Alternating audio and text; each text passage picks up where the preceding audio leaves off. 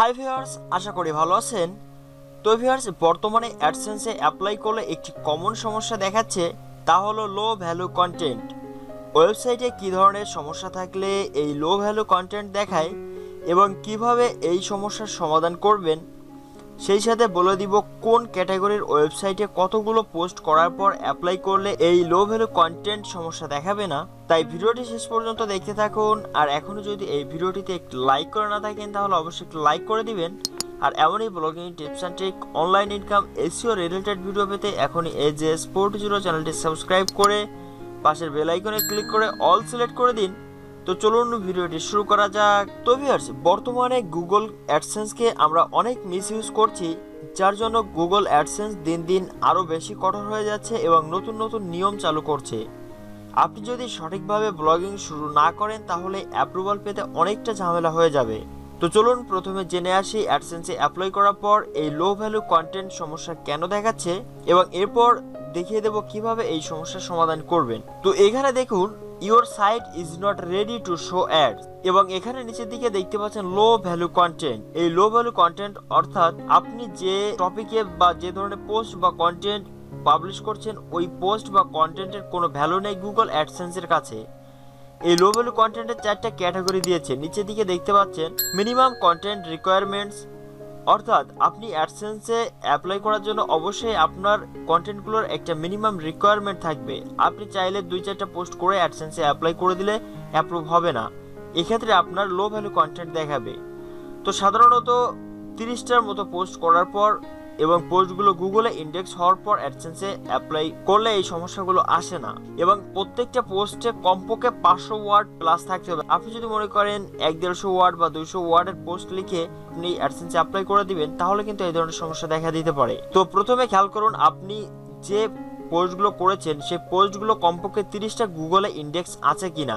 যদি গুগলে ইন্ডেক্স থেকে থাকে তাহলে দেখেন প্রত্যেকটা পোস্টে কমপক্ষে 500 ওয়ার্ড প্লাস আছে কিনা। যদি থাকে তাহলে মনে করবেন আপনার এই মিনিমাম কন্টেন্ট রিকোয়ারমেন্টস এটা আপনার সঠিক আছে, অর্থাৎ এটাতে কোনো সমস্যা নাই। দ্বিতীয়টা হচ্ছে make sure your site has unique high quality content and a good user experience. প্রথমে যদি আমরা দেখি, এখানে রয়েছে your site has unique high quality content, অর্থাৎ আপনি যে পোস্টগুলো করছেন বা যে কন্টেন্টগুলো আপনি লিখছেন এইগুলো কি ইউনিক কিনা এবং হাই কোয়ালিটি সম্পন্ন কিনা। আমরা কি করি, একজনে একটা ওয়েবসাইটে একটা পোস্ট দেখে সরাসরি ওইটা আমরা লিখে ফেলি বা ওই রিলেটেড একটা লিখে ফেলি, কিন্তু ওইটা কি আসলে হাই কোয়ালিটি কন্টেন্ট হচ্ছে কিনা তা আমরা কখনো খেয়াল করি না। সবসময়ের জন্য গুগল অ্যাডসেন্স ইউনিক বিষয়টির উপর অনেক বেশি গুরুত্ব দিয়ে থাকে। আপনার পোস্টগুলো যদি ইউনিক হয়ে থাকে তাহলে অবশ্যই আপনার অ্যাপ্রুভাল হবে, কোনো রকম সমস্যা নাই। কিন্তু আমরা যারা নতুন ব্লগার রয়েছি তারা বিভিন্ন সাইট দেখে দেখে আমরা ওই রিলেটেড পোস্টগুলো করে ফেলি, কিন্তু আদৌ ওই রিলেটেড পোস্টগুলো হাই কোয়ালিটি কিনা তা আমরা কিন্তু কখনো দেখি না। এবার রয়েছে দেখেন and a good user experience, অর্থাৎ আপনার ওয়েবসাইটটা যে থিমটা আপনি ব্যবহার করছেন ওই থিমটার বা আপনার ওয়েবসাইটের লুকটা কি ইউজার এক্সপিরিয়েন্স সম্পন্ন কিনা। অনেকে আছে দেখেন যে কোনো একটা থিম ব্যবহার করে ওই থিমটা কিন্তু অ্যাডসেন্স, এসইও এবং মোবাইল ফ্রেন্ডলি না, যার জন্য কিন্তু এই সমস্যাটা দেখা দিতে পারে। তো আপনার যদি এই ধরনের সমস্যা দেখে তাহলে অবশ্যই আপনি চেক করবেন যে আপনি যে থিমটা ব্যবহার করছেন এবং আপনার ওয়েবসাইটের যে ডিজাইনটা এই ডিজাইনটা ইউনিক আছে কিনা এবং থিমটা অ্যাডসেন্স, এসইও, মোবাইল ফ্রেন্ডলি কিনা। যদি থিমে মনে করেন কোনো রকম সমস্যা থাকে তাহলে অবশ্যই থিমটা চেঞ্জ করবেন। এবং অনেকে আছে করে কি, একটা থিমের কাস্টমাইজেশন ইউটিউবে ভিডিও দেখে এবং হুবহু ওই রিলেটেড করে ফেলে। তাতে কি হয়, সবার ওয়েবসাইট কিন্তু প্রায় একই ধরনের হয়ে যায়। যখন অ্যাপ্লাই করে তাহলে দেখা যায় কিন্তু একই রকম সব ওয়েবসাইট, এক্ষেত্রে কিন্তু আপনার এই সমস্যাটা দেখা দিতে পারে। তাই আপনি একটা ইউটিউব ভিডিও দেখে কাস্টমাইজেশন শিখলেও কিছুটা উল্টো পাল্টা করে দিবেন। অর্থাৎ দেখা যাচ্ছে প্রথমটা কিছু অংশ আপনি নিচের দিকে ব্যবহার করলেন, নিচে থেকে কিছু অংশ প্রথম দিকে ব্যবহার করলেন। এটা হচ্ছে আপনার থিম কাস্টমাইজেশনের যে সিস্টেমগুলো একটু ওলটপালট করে দিবেন। একেবারে ইউটিউব ভিডিও দেখে দেখে হুবহু যেন একই রকম না হয়, কিছুটা আপ ডাউন করে দিবেন। নিচে 2টা অপশন রয়েছে দেখেন, ওয়েবমাস্টার কোয়ালিটি গাইডলাইন, অর্থাৎ আপনার যে ওয়েবসাইটটা ওই ওয়েবসাইটটা গুগল সার্চ কনসোলে আপনি সাবমিট করেছেন কিনা। যদি গুগল সার্চ কনসোলে সাবমিট না করে থাকেন তাহলে এই ধরনের সমস্যা দেখা দিতে পারে। ওয়েবসাইটে গুগল সার্চ কনসোলে সাবমিট করার পর আপনি কি সাইট ম্যাপ সাবমিট করেছেন কিনা এটাও খেয়াল করবেন।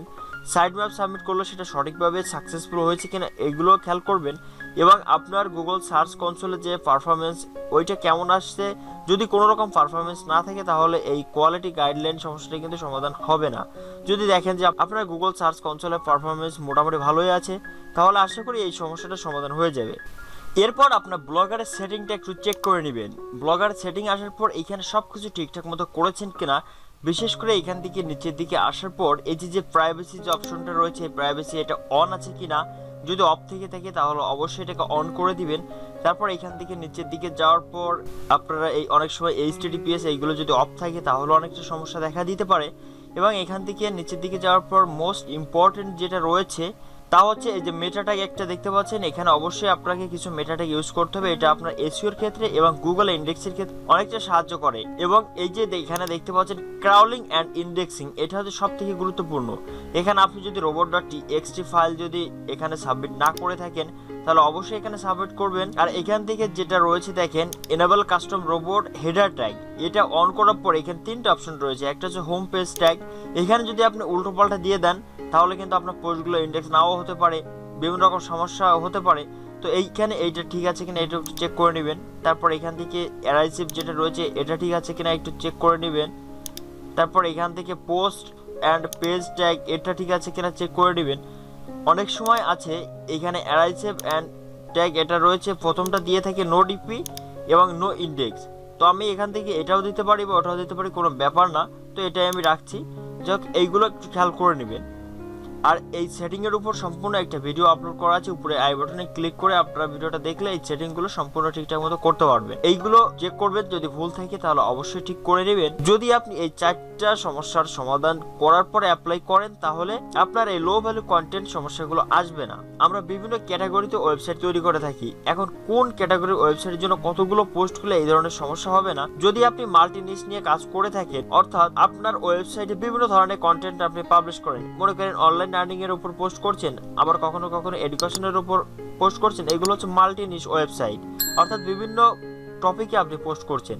এই ধরনের ওয়েবসাইটের ক্ষেত্রে 30টা পোস্ট করার পর অ্যাপ্লাই করতে হবে এবং প্রত্যেকটা পোস্টে 500 ওয়ার্ড প্লাস থাকতে হবে। যত বেশি ওয়ার্ড হবে তত ভালো এই লো ভ্যালু কন্টেন্ট সমস্যা থেকে মুক্তি পাওয়ার জন্য। এবং ওই 30টা পোস্ট গুগলে কিন্তু ইন্ডেক্স হওয়া লাগবে। অনেকেই করে কি 30টা পোস্ট করে ফেলছে, কিন্তু যদি গুগলে দেখা যায় তাহলে দেখা যায় কি 30টা পোস্ট গুগলে ইন্ডেক্স হয়নি। এবং এই 30টা পোস্ট 10টা করে 3টা ক্যাটাগরিতে পাবলিশ করতে হবে। যেমন আপনি 10টা পোস্ট করতে পারেন জেনারেল ভাবে আপনার ওয়েবসাইটে বিভিন্ন টপিক রিলেটেড। দ্বিতীয়ত আপনি 10টা পোস্ট করবেন বিভিন্ন সমস্যার সমাধান নিয়ে, অর্থাৎ কিভাবে এই সমস্যাটা সমাধান করবেন, যেমন কিভাবে ফেসবুক অ্যাকাউন্ট ডিলিট করতে হয়, কিভাবে ফেসবুক পেজ ক্রিয়েট করতে হয়, কিভাবে ইউটিউব চ্যানেল ক্রিয়েট করতে হয়, এই টাইপের কিছু পোস্ট করবেন যেটাকে বলা হয় WS কোশ্চেন রিলেটেড। আর যে 10টা রয়েছে ওই 10টা আপনার ট্রেন্ডিং পোস্ট করতে হবে। ট্রেন্ডিং বলতে বর্তমান যে বিষয়গুলো চলছে এই বিষয়গুলো নিয়ে পোস্ট করতে হবে। এটা করার জন্য আপনি সরাসরি গুগল ট্রেন্ডস ব্যবহার করতে পারেন। গুগলে গিয়ে যদি আপনি গুগল ট্রেন্ডস লিখে সার্চ করেন তাহলে নিচের দিকে দেখতে পাবেন যে গুগল ট্রেন্ডস রয়েছে। এখানে যদি আপনি যান, যাওয়ার পর এখানে আপনি বেশ কিছু ক্যাটাগরি দেখতে পাবেন, যেমন ওয়ার্ল্ড কাপ রয়েছে, ফুটবল রয়েছে। এছাড়াও এখানে আপনি যে টপিকটা চুজ করেছেন ওই টপিকটা লিখে সার্চ করতে পারেন। যেমন আমি যদি এখানে অনলাইন ইনকাম লিখি এবং সার্চ করি, তার আগে এখানে আপনারা খেয়াল করবেন যে এটা কিন্তু বাংলাদেশ কান্ট্রি সিলেক্ট করা হয়েছে। চাইলে আপনি এখান থেকে কান্ট্রিটা কিন্তু চেঞ্জ করতে পারেন। তো দেখেন এখানে মোটামুটি ভালোই সার্চ হচ্ছে, অর্থাৎ এটা ট্রেন্ডিংয়ে আছে। কিন্তু আমরা সাধারণত কিন্তু বাংলা কন্টেন্ট নিয়ে কাজ করে থাকি। বাংলাতে যদি এখানে সার্চ করেন তাহলে এই পারফরমেন্সটা আপনারা পাবেন না। তারপরও খেয়াল করবেন যে কোন টপিকটাতে বর্তমানে চলছে এটা আপনারা বুঝতে পারবেন। যেমন বর্তমানে বাংলাদেশ দলে ক্রিকেট খেলা চলছে, এই রিলেটেড আপনি পোস্ট করতে পারেন। এছাড়াও বর্তমানে যে গানগুলো বা যে টপিকগুলো ট্রেন্ডিং আকারে চলছে এইগুলো নিয়ে আপনি 10টা পোস্ট করবেন। যারা মাল্টি নিশ নিয়ে কাজ করেন, অর্থাৎ জেনারেল ভাবে 10টা পোস্ট করবেন। 10টা পোস্ট কিভাবে বিভিন্ন সমস্যার সমাধান করবে WS কোশ্চেন রিলেটেড করবেন, আর 10টা পোস্ট ট্রেন্ডিং আকারে করবেন। করার পর এই 30টা পোস্ট যদি গুগলে ইন্ডেক্স হওয়ার পর আপনি অ্যাডসেন্সে অ্যাপ্লাই করবেন, তাহলে আপনার এই লো ভ্যালু কন্টেন্ট সমস্যাটা দেখাবে না। এবার যারা নিশ নিয়ে কাজ করে থাকেন, অর্থাৎ একটা নির্দিষ্ট টপিকে কাজ করেন, সেটা হতে পারে আপনি অনলাইন আর্নিং এর উপর, বা আপনি শুধুমাত্র ব্লগিং এর উপর, বা আপনি হেলথ রিলেটেড, অর্থাৎ অন্য কোনো পোস্ট এখানে থাকে না, শুধুমাত্র একটা নির্দিষ্ট টপিকে আপনি পোস্টগুলো করে থাকেন। এই ধরনের টপিক নিয়ে যারা কাজ করেন তাদের কমপক্ষে 50টা পোস্ট করার পর এবং পোস্টগুলো গুগলে ইন্ডেক্স হওয়ার পর আপনারা অ্যাপ্লাই করলে এই লো ভ্যালু কন্টেন্ট সমস্যাটা কিন্তু দেখাবে না। এবং প্রত্যেকটা পোস্ট আমি বারবার করে বলছি কমপক্ষে 500 ওয়ার্ড প্লাস থাকতে হবে। যদি আপনার 1000, 1500, 2000 হয় তাহলে খুব ভালো হয়। এবার যারা লিরিক ওয়েবসাইট নিয়ে কাজ করেন বা নিউজ রিলেটেড বা মোবাইল রিভিউ রিলেটেড, এইগুলোতে হয় কি সবগুলো কিন্তু একই কন্টেন্ট। একটা গানের লিরিক কিন্তু আপনি চাইলে চেঞ্জ করতে পারবেন না।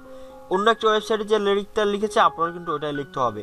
নিউজ রিলেটেড বর্তমানে যে নিউজটা চলছে আপনারও যে টাইটেল হবে আমারও সেই টাইটেল হবে, একটু ঘুরিয়ে ফিরে হতে পারে কিন্তু মূল বিষয়টা একই। বা আপনি মোবাইল রিভিউ যদি করেন সেক্ষেত্রে কিন্তু প্রায় একই। এই ধরনের ওয়েবসাইটের ক্ষেত্রে কমপক্ষে 100 পোস্ট করার পর আপনাকে অ্যাপ্লাই করতে হবে। আপনি যে কটা পোস্ট করেন কোনো ব্যাপার না, কমপক্ষে 100 পোস্ট গুগলে ইন্ডেক্স হতে হবে। এবং এক্ষেত্রে কিন্তু আপনার ওয়ার্ড ম্যাটার করছে না, কারণ আপনার লিরিকে আপনি চাইলে কিভাবে বেশি করবেন বা আপনার মোবাইল রিভিউতে কিভাবে বেশি করবেন, আপনার এক্ষেত্রে ওয়ার্ড ম্যাটার করছে না। তবে 300 থেকে 350 প্লাস হলে ভালো হয়। 100 পোস্ট কিন্তু গুগল ইন্ডেক্স হতে হবে। তারপর যদি আপনি অ্যাপ্লাই করেন তাহলে এই সমস্যাটার সমাধান কিন্তু আপনি পেয়ে যাবেন, যাদের অলরেডি লো ভ্যালু কন্টেন্ট সমস্যা দেখাচ্ছে। এছাড়াও কিছু কিছু ব্যাপার রয়েছে, আপনি মনে করেন অনেকগুলো পোস্ট করে ফেলছেন একটা নির্দিষ্ট টপিকে, তারপরও এই সমস্যাটা দেখাচ্ছে, তাহলে কি করবেন? আপনি ট্রেন্ডিং বিষয়গুলো নিয়ে 10 থেকে 15টা পোস্ট করে ফেলেন।